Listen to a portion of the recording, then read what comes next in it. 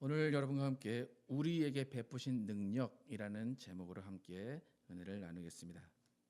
이번 주는 아이들 VBS가 있었습니다. 이제 올해가 이제 네 번째로 저희가 맞는 VBS인데 해마다 이제 VBS가 끝나면 그 다음 주 설교는 제가 이제 그 VBS를 통해서 은혜 받은 내용으로 설교를 계속 했었습니다. 근데 올해는 이제 설교 본문과 제목이 미리 정해져 있었기 때문에 VBS 내용과 상관없는 설교를 해야 되나라고 이제 생각하고 있었는데 VBS 마지막 날에 오늘 설교 주제와 똑같은 능력에 관한 내용을 VBS에서 가르쳐가지고 마지막에 또 하나님께서 설교를 할 수 있도록 또 함께 은혜를 나눌 수 있도록 하시는구나라는 생각이 들었습니다. 항상 이렇게 VBS를 하면서 드는 생각이지만 아이들에게 전하는 내용임에도 불구하고 항상 그 안에는 강력한 메시지가 있음을 알게 됩니다. 아이들이 이것을 깨달을 수 있을까? 아이들이 이것을 알 수 있을까라고 생각할 정도로 상당히 어려운 내용이고 상당히 중요한 내용을 아이들에게 가르치고 있음을 알 수 있습니다. 그러니까 아이들이 어찌 보면 그냥 따라하는 말일 수도 있고 이해하지 못하는 말일 수도 있지만 그 기회를 통해서 아이들이 하나님의 말씀을 더욱더 잘 알고 하나님에 대한 개념이 새롭게 잡힐 수 있는 기회를 만들어주는 것 같아요. 그러니까 진리라는 것이 결코 어려운 것은 아니지만 또 단순한 것은 아니지만 아이들에게 그 단순하지 않고 어려운 진리를 더 단순하게 설명할 수 있는 기회가 VBS가 아닌가라는 생각이 들어요. 그래서 그 기회를 통해서 제가 이제 많이 깨닫게 되는 게 뭐냐면 기본으로 돌아가라라는 그 의미를 자꾸 되새기게 돼요. 그래서 내가 너무 복잡한 내용, 너무 깊은 내용 그것보다 진리가 정말 하나님께서 원하시는 진리가 무엇인가를 바로 알 수 있는 그 기회를 주시는구나라는 생각을 갖게 됩니다. 그래서 아이들에게 진리를 진리로 받아들이게 하고 또 명령을 명령으로 받아들이게 하는 그런 순수함을 주는 기회가 VBS가 아닌가 생각이 됩니다. 그래서 이번 VBS 내용은 뭐냐면 예수님께서 우리 인생에게 힘을 주시고 방향을 제시해 주시고 희망을 주시고 용기를 주시고 능력을 주신다라는 이 5가지의 내용으로 각각 날짜에 맞춰서 그 5가지 내용을 가지고 성경 공부를 했습니다. 그런데 제가 볼 때는 이 메시지가 아이들에게도 중요하지만 이 어른들에게 더 중요한 내용이 아닌가라는 생각을 했어요. 우리의 삶 가운데 분명히 우리는 예수님의 힘이 필요합니다. 또 예수님의 희망이 필요합니다. 예수님이 주시는 용기가 필요하고 예수님이 주시는 인도하심이 필요하고 예수님이 주시는 능력이 우리 인생 가운데 반드시 필요합니다. 근데 이제 아이들에게 예수님이 너희들에게 용기를 주신다라고 하면 아이들이 이구동성으로 외치는 한마디가 있습니다. 구호가 있어요. 그게 뭐냐면 follow him이에요. 너희에게 예수님께서 힘을 주셔라고 하면 아이들은 follow him 그걸 외치는 거예요. 또 아이들에게 예수님이 너희에게 능력을 주셔라고 하면 아이들은 follow him 외쳐요. 여러분 우리 인생 가운데 힘이 필요하고 희망이 필요하고 용기가 필요하고 능력과 인도하심이 필요합니다. 여러분 한번 생각을 해보세요. 여러분의 인생 가운데 희망이 필요한 이유, 여러분의 인생 가운데 용기가 필요한 이유, 여러분 가운데 인도하심이 필요한 이유 과연 무엇인가 한번 생각을 해보세요. 여러분은 희망이 왜 필요합니까? 인생의 힘이, 능력이 왜 필요합니까? 우리 인생에 힘과 희망과 용기와 능력과 인도하심 이것이 세상 사람들에게도 동일하게 필요한 거예요. 세상 사람들도 희망이 필요하고 용기가 필요하고 인도하는 가이드가 필요합니다. 그런데 세상 사람들은 이 5가지가 그들의 인생을 잘 살기 위해서 그들의 인생을 성공으로 이끌기 위해서 필요한 것이다 라고 한다면 우리 크리스찬들은 아이들이 외쳤듯이 follow him 하기 위해서 예수 그리스도를 따라 살기 위해서 힘과 능력과 인도하심과 용기와 능력이 필요하다라는 거예요. 여러분 예수님께서 여러분에게 능력을 주셨습니다. 힘을 주셨습니다. 그러면 여러분은 그것 가지고 무엇을 하시려고 생각하십니까? 내가 너에게 능력 줄게. 내가 너에게 희망 줄게. 힘 줄게. 라고 하시면 그것 받고 예수님 땡큐 하고 예수님과 다른 방향으로 가서 여러분의 인생을 사시려고 하십니까? 아니면 예수님이 주신 그 능력과 힘과 용기를 가지고 예수님을 따라 살려고 하십니까? 인생의 기준이 우리가 예수 그리스도라면, 우리는 그런 삶을 사는 사람이라면 우리는 예수님께서 주시는 모든 것을 받아서 예수님을 따라가는 삶을 살아야 하는 사람입니다. 그래서 예수님의 제자가 되어야 되고 예수 그리스도의 사람으로 살기 위해서 우린 예수님으로부터 능력과 힘과 용기와 희망을 받아야 되는 거예요. 여러분, 교회에 많은 사람들이 하나님을 체험하기를 원합니다. 하나님을 만나기를 원하고 예수 그리스도를 만나기를 원합니다. 그런데 하나님을 체험하고 하나님을 만나기 원하는 목적이 무엇이냐라는 거예요. 하나님을 만나기 원합니다. 하나님 나를 만나 주십시오. 하나님의 능력을 체험하길 원합니다. 그 능력을 원하는, 체험을 원하는 목적이 과연 무엇인가라는 거예요. 내 병이 낫고 내 삶이 풍요로워지고 내 문제가 해결되는 것, 그것으로 만약에 내 목적이 끝난다라고 한다면 우리는 아이들이 외쳤던 팔로우 힘과는 전혀 상관없는 기도의 목적이 된다라는 거예요.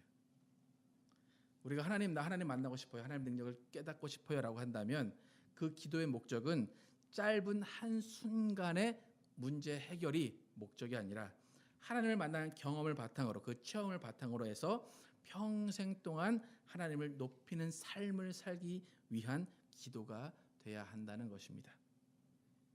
여러분, 하나님의 능력을 체험한다, 그것은 내 몸의 병을 치료받거나 그저 문제를 해결받는 그것만으로 그것이 목적이 되어서는 안 된다는 거예요. 여러분 분명히 하나님을 만나신 체험이 있을 거예요. 그죠? 하나님의 살아계심을 체험하셨을 거예요. 그렇다면 그 하나님을 만난 체험, 그 한순간이 정말 한순간으로 끝나는 것이 아니라 그 체험을 했다면 그 다음부터는 I follow Jesus, I follow 힘이 되어야 한다라는 거예요.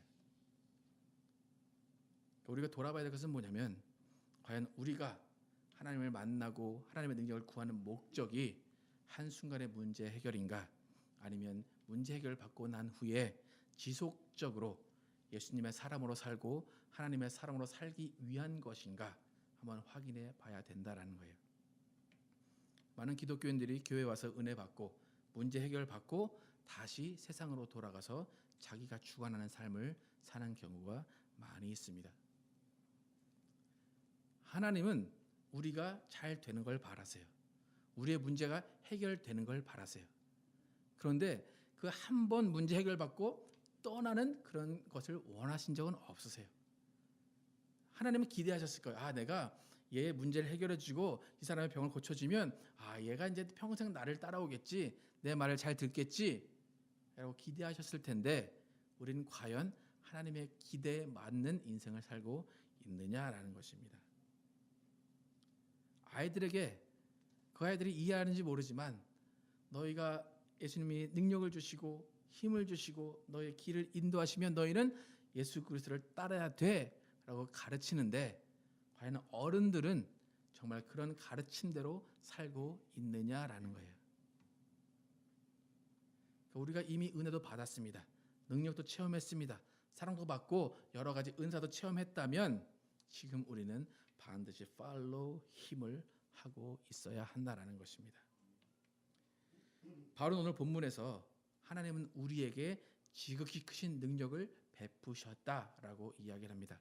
본문 19절에 보면 그의 힘의 강력으로 역사심을 따라 믿는 우리에게 베푸신 능력의 지극히 크심이 어떤 것을 너희로 알게 하시기를 구하노라 라고 이야기해요. 19절 보시면 그의 힘의 강력이라고 나옵니다. 이 그는 누구죠? 이 그의 힘의 강력. 17절에 보면 예수 그리스도의 아버지라고 나오죠. 그 아버지 하나님의 강력하신 힘, 그 힘을 우리에게 베풀어 주셨다라고 해요. 그 20절에 보면 그 능력이 그리스도 안에서 역사하사 죽은 자들 가운데서 다시 살리시고 하늘에서 자기의 오른편에 앉히셨다라고 표현을 합니다. 그러니까 처음에 19절에 그는 아버지를 이야기하고, 그다음에 그 능력이, 그 아버지 안에 있는 능력이 그리스도 안에서 역사했다라고 그래요. 그러니까 잘 보면 20절에 처음에 그 능력을 인격적인 용어로 사용했음을 알 수 있습니다. 그 능력이 예수 그리스도를 살렸고 그 능력이 예수 그리스도를 하나님의 오른편에 앉혔다라고 인격적인 용어로 사용되고 있음을 알 수가 있어요. 그래서 오늘 18절, 19절, 20절에 보면 삼위 하나님의 조화로움을 우리가 깨달을 수 있습니다.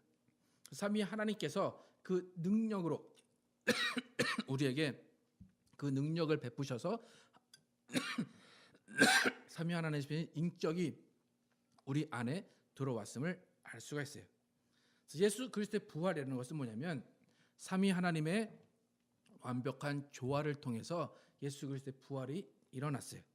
그래서 우리에게 베푸신 지극히 크신 능력, 이것은 뭐냐면 삼위 하나님의 능력이고 완벽한 삼위 하나님의 조화의 결정체다라는 거예요. 그래서 삼위 하나님께서 협력하시고 존중하시면서 우리에게 능력을 베푸셨는데 그 능력의 지극히 크심을 우리가 알기를 원한다라고 바울은 이야기하고 있습니다. 여러분, 능력이라는 말을 들으면 여러분 어떤 이미지가 생각이 드십니까? 능력. 여러분이 가지고 있는 능력은 어떤 것입니까? 여러분이 갖고 싶은 능력은 과연 어떤 것입니까? 여러분, 한국 TV에 보면 능력자들이라는 그런 프로그램이 있는데 신기하게 되게 많은 능력을 가지고 있는 사람이 한국에 많이 있어요. 전국의 지도를 다 외우고 있는 능력자가 있기도 하고 서울 시내의 그 버스 도로를 다 알고 있는 능력자가 있기도 하고 그런 다 각기마다 다른 능력들을 갖고 있어요.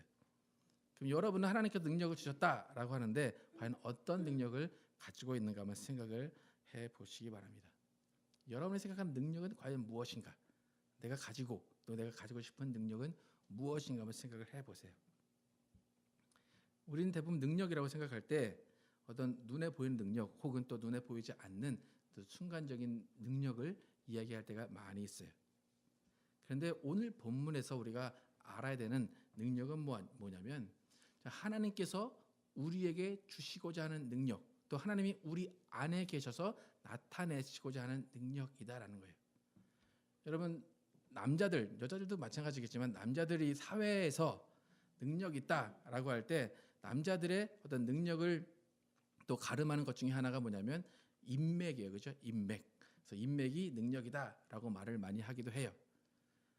하나님과 우리의 관계도 비슷해요. 하나님과 우리의 사이에서 능력이다라고 하면 갑자기 한순간에 나타나는 불이 번쩍하는 그런 능력이 아니라 하나님과 우리 간의 관계, 하나님과 우리 사이에 있는 지속적인 관계를 능력이다라고 이야기를 합니다. 그래서 우리가 오늘 설교를 듣고 설교에 무엇을 들었습니까? 라고 할 때 여러분이 한 가지 기억해야 될 것은 뭐냐면 능력이라는 것은 한순간 체험하고 한순간 경험하고 맛보고 잊어버리는 것이 아니라 지속적인 또 영원한 하나님과의 관계 속에서 이루어지는 계속 인격적인 관계가 지속되는 것, 그것이 능력이다라는 거예요. 능력이 뭐라고요, 여러분? 능력은 한순간 체험에서 돌아서는 것이 아니라 지속적인 영원한 관계 안에서 이루어지는 인격적인 관계의 지속이다. 더 짧은 말로 그냥 능력. 그럼 뭐냐? 그러면 영원하신 하나님과의 인격적인 관계의 지속이다라고 하시면 돼요. 뭐라고 여러분? 다시 한번 해볼까요? 성경이 말하는 능력은 영원하신 하나님과의 인격적인 관계의 지속이다라는 거예요. 인격적이다. 인격적이다라는 건 뭐죠? 상호 존중을 통해서, 상호 겸손을 통해서, 상호 배려를 통해서 인격적인 관계를 이루어가고 그것이 한 번에 끝나는 것이 아니라 지속되는 것, 그것이 능력이다라는 거예요. 성령님이 능력이다라고 말하는 이유가 뭘까요? 성령님이 능력이다. 성령님은 아버지와 아들을 이어주셨기 때문에 성령이 능력이 되신다라는 거예요. 성령이 우리 안에서 능력이 되시는 이유는 하나님 아버지와 우리를 이어주시고 우리와 예수 그리스도를 이어주시기 때문에 성령은 우리 안에서 능력이 되신다라는 거예요. 절대로 능력은 하나님 아버지만, 예수만, 성령만으로는 되지 않는다라는 거예요. 그 삼위 하나님께서 역사하심이 함께 이루어질 때 그것이 우리 안에서 능력이 된다라는 거예요. 그리고 그 능력은 한순간에 이루어진 게 아니에요. 우리는 구원을 길게는 30년 전, 40년 전에 구원을 받았다라고 이야기를 합니다. 하나님을 만났다라고 얘기합니다. 그런데 우리가 하나님을 만나는 그 큰 사건은 영원 전부터 계획이 됐었고, 예수 그리스도가 이 땅에 오신 2000년 전에 그것이 또 이루어졌고, 우리가 태어난 2000년대에 그것이 1900년대, 2000년대에 이루어졌다라는 거예요. 그런데 이렇게 영원 전부터 계획됐고, 영원 전부터 계획돼서 우리에게 이루어진 이 일들, 이 구원을 맛보고 이 능력을 맛보기만 하고 돌아서 버린다라고 한다면, 하나님의 입장에서는 그것만큼 괘씸한 일이 없다라는 거예요. 그것만큼 배은망덕한 일이 없어요. 하나님은 그것을 체계적으로 영원 전부터 계획하시고 정말 그것을 실천에 옮기시는 아들을 통해서 이 땅에 그 아들이 오셔서 피를 쏟으시고 육체를 다 죽이시고, 성령은 그 예수 그리스도를 살리심으로 인해서 우리가 구원을 받았습니다. 그런데 그 능력을 우리가 받았음에도 불구하고 그 능력을 맛보고 체험만 하고 바로 돌아선다면, 하나님은 그 사람에 대해서 괘씸죄를 적용하시고 하나님은 배은망덕하다라고 말씀하실 거예요. 히브리서 6장 4절과 6절에 보면, 한번 비침을 얻고 하늘의 은사를 맛보고 성령에 참여한 바 되고 하나님의 선한 말씀과 내세의 능력을 맛보고 타락한 자들은 다시 새롭게 하여 회개케 할 수 없나니, 이는 자기가 하나님의 아들을 다시 십자가에 못 박아 현저히 욕을 보임이라. 이거 성령 회방이나 성령 모욕이라고 얘기를 하는데, 우리가 그것을 너무 구체적으로 말할 필요도 없이 그냥 하나님의 능력 체험하고 바로 그것을 잊어버린다면, 이것마저도 정말 하나님께서 그것을 배은망덕하다고 생각하시는 거예요. 그래서 다시 새롭게 하여 회개케 할 수 없다라는 것입니다. 여러분, 하나님의 능력, 그것을 한순간의 달콤함으로 생각해서는 안 됩니다. 절대로 한번 체험하고 그냥 돌아서 버리는 그것이 아니다라는 거예요. 그렇게 된다면 절대로 다시 새롭게 하여 회개케 할 수 없다고 성경은 말하고 있습니다. 다시 한번, 저는 능력은 무엇입니까, 여러분? 한순간의 경험이 아니라 하나님과의 인격적인 관계의 지속입니다. 인격적인 게 중요하고 관계가 중요하고 지속이 된다라는 것이 중요해요. 많은 기독교인들이 실수하는 게 뭐냐면, 한순간의 경험, 한순간의 체험으로 자신이 뭔가 하나님 앞에서 할 수 있다라고 생각을 해요. 한순간의 경험으로 자신의 신앙이 다 이루어진 것처럼 생각하고, 한순간의 체험으로 하나님을 다 안다라고 생각을 해요. 그리고 한순간의 체험으로 자신이 대단한 것처럼, 하나님 앞에서 대단한 존재인 것처럼 생각하는 사람들이 많이 있어요.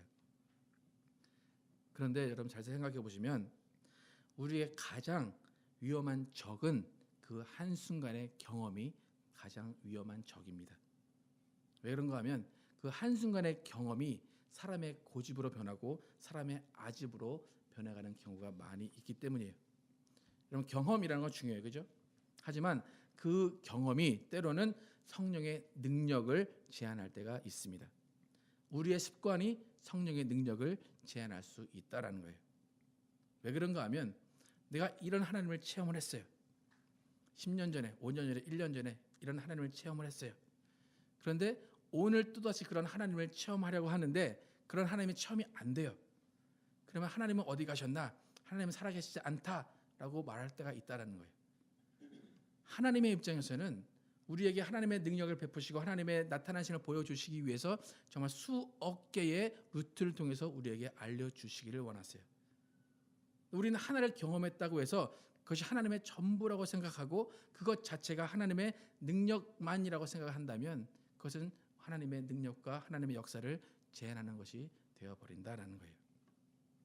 그렇기 때문에 하나님의 능력을 경험한다라는 것은 하나님과의 지속적인 관계가 이루어지고 있을 때 하나님의 능력을 경험할 수 있다라는 거예요. 그러니까 여러분이 경험하시는 능력, 하나님의 능력은 어제와 오늘이 다를 수 있습니다. 어제는 이런 하나님이었어요. 그런데 오늘 이런 하나님이 아니라고 하나님 변했다? 아니에요. 하나님의 능력이 바뀐 게 아니에요.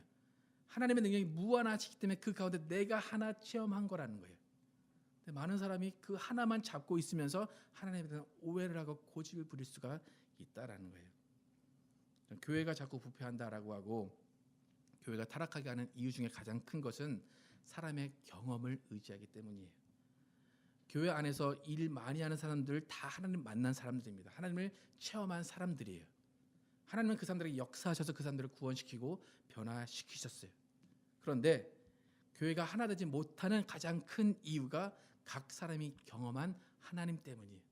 각 사람이 경험한 하나님의 고집 때문이고 성령의 능력보다 그 자신들의 고집이 앞서기 때문이에요. 여러분 한번 생각을 해보세요.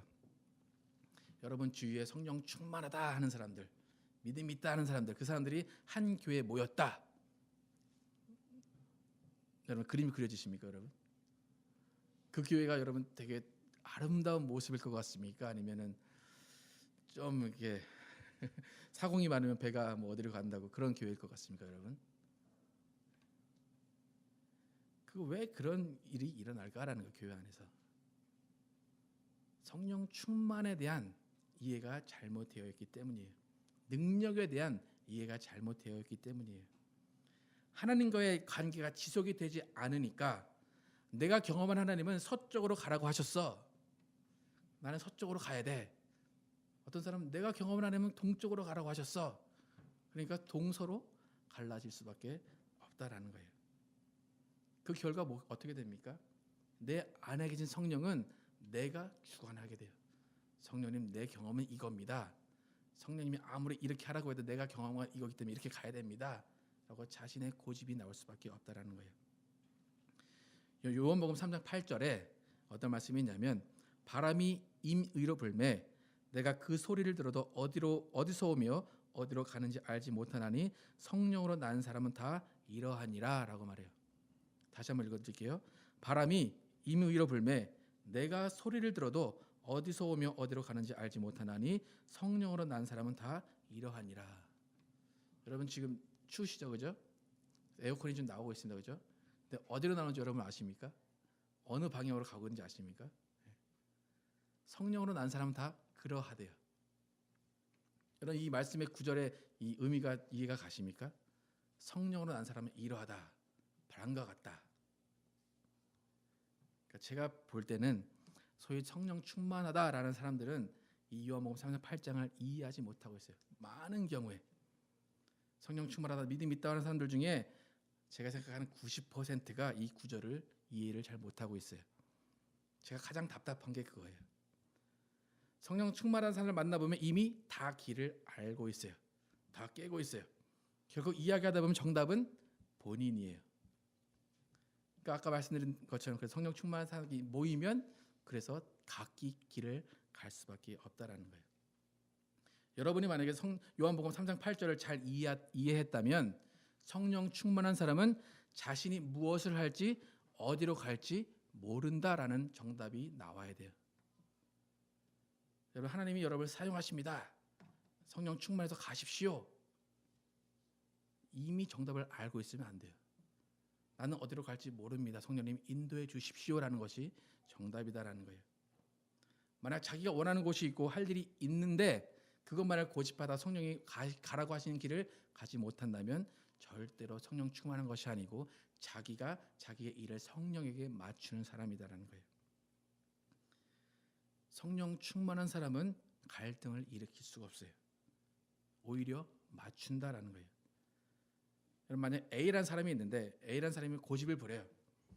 그러면 옆에 있는 성령 충만한 사람이 있다면 그 사람은 A가 원하는 것을 따라합니다. 그런데 그 A가 원하는 일을 성령 충만한 사람이 따라하면 그 일이 성공을 합니다. 성령의 역사가 그 가운데 일어납니다. 왜 그렇게 될까요? 성령 충만한 사람이 따라갔기 때문에 그 일이 일어난다라는 거예요. 이것을 바꿔서 말하면 정말로 성령 충만한 사람은 어느 곳으로 가든지 옆으로 가든지 뒤로 가든지 동으로 가든지 서로 가든지 그곳에는 분명히 성령의 역사가 일어난다라는 거예요. 왜 그럴까요? 예수 그리스도 안에 있고 성령 안에서 역사하는 힘이 그에게 항상 같이 있기 때문이다라는 거예요. 항상 하나님 안에 거해 있기 때문이다라는 거예요. 예수님의 능력, 성령님의 능력은 매 순간순간 우리와 연결되어 있는 생중계예요. 생중계. 이미 녹화된 녹화 방송이 아니다라는 거예요. 여러분 이미 녹화된 녹화 방송 결말을 아십니까? 모르십니까? 다 압니다. 여러분 어떤 분이 말씀하시는데 가장 재미없는 축구 경기가 이미 결과를 알고 보는 축구 경기래요. 90분 내내 봐도 이미 결과를 알고 있기 때문에 그 축구는 재미가 없대요. 성령의 능력 여러분 알고 있으면 여러분은 재미가 없을 겁니다. 그래서 성령의 능력이 아니다라는 거예요. 성령의 능력은 우리가 알 수 없는 곳에서 일어나고 성령의 능력은 우리가 기대하는 것 이상의 능력이 일어난다라는 거예요. 그렇기 때문에 정말 여러분이 하나님과 지속적인 관계를 맺고 있지 않다면 성령님의 능력을 마음껏 체험할 수가 없다라는 거예요. 만약 여러분이 나는 하나님을 다 알아, 성령의 능력은 이러할 거야 라고 여러분이 겸손하지 못한다라고 한다면 여러분에게 성령의 능력은 체험되기 힘들 것이다 라는 거예요. 왜 그렇습니까? 성령의 능력은 인격적인 관계를 통해서 이루어지기 때문이에요. 그래서 교회가 갖춰야 될 가장 중요한 덕목은 뭐냐면 능력을 행한다. 그게 중요한 것이 아니라 성령이 어떻게 인도하신가를 기대하고 바라고 서로 양보하고 서로 겸손한 그런 관계를 이루어가는 거예요. 우리에게 베푸신 능력의 지극히 크심 이것은 뭐냐면 삼위가 하나 되신 영원하신 인격적인 관계에서 나오는 능력이다라는 거예요. 절대로 하나님 한 분만의 능력도 아니고 예수님 한 분만의 능력도 아니고 성령님 한 분만의 능력도 아니다라는 거예요. 예수님의 순종과 성령님의 협력과 아버지의 사랑이 만들어낸 결과가 능력이다라는 것입니다. 여러분 장로 하나의 힘, 목사 하나의 힘으로 된 교회는 건강할 수 없습니다. 한 사람의 능력은 잠깐 효과를 낼 수 있지만 오래 갈 수 없다라는 거예요. 하지만 성령의 능력으로 하나 된 교회는 그 능력이 지속이 될 것입니다. 그래서 우리 교회는 우리에게 베푸신 능력, 그 삼위 하나님의 능력이 우리 교회를 주관하기를 축원합니다. 그래서 그 조화로운 능력으로 인해서 우리가 서로 용서하고 서로 배려하고 우리가 서로 용납하는 그런 교회가 되기를 원합니다. 그래서 우리 교회는 오직 성령 충만이 되어서 정말 우리가 어디로 가는지 알지 못하지만 우리가 가는 그곳에 성령이 역사하시고 우리가 무슨 일을 할지 모르지만 우리가 하는 그 일에 성령이 역사하셔서 성령이 인도하시고 성령이 함께 하시는 우리 교회가 되기를 예수 이름으로 축원합니다.